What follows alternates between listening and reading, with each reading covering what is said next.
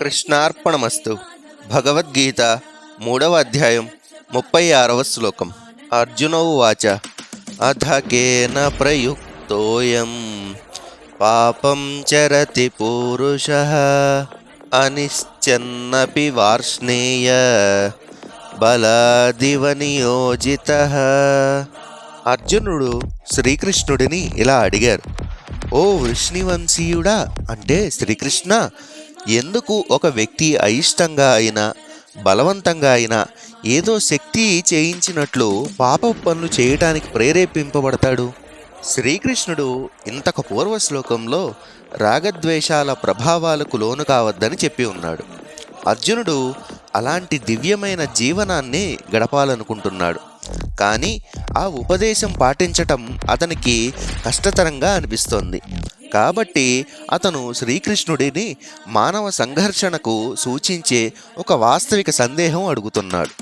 అర్జునుడు అంటున్నాడు, ఉన్నతమైన ఆదర్శం చేరుకోవటానికి మనకు అడ్డుగా ఉన్న శక్తి ఏమిటి? రాగద్వేషాలకు వశమైపోయేలా చేసేదేమిటి అని. పాపపు పనులు చేసేటప్పుడు మనందరికీ ఇది ఒక తప్పు అనో లేదా పశ్చాత్తాపమునో కలిగించే ఒక మనస్సాక్షి ఉంటుంది. భగవంతుడు సర్వ సుగుణములకు నిలయము అనే నిజం మీద మనస్సాక్షి స్థితమై ఉంటుంది. మరియు ఆయన అంశము అయినట్టి మనకు సుగుణములకు, మంచితనానికి ఆకర్షితమయ్యే సహజ స్వభావం ఉంటుంది. జీవాత్మకు సహజ స్వభావంగా ఉన్న మంచితనము మనస్సాక్షికి స్వరాన్ని ఇస్తుంది. కాబట్టి దొంగతనం చేయటం, మోసం చేయటం, దూషించటం, లాక్కోవటం, హత్య చేయటం, హింసించటం మరియు అవినీతి అనేలాంటివి తప్పు అని తెలియదు అని సాకులు చెప్పలేము.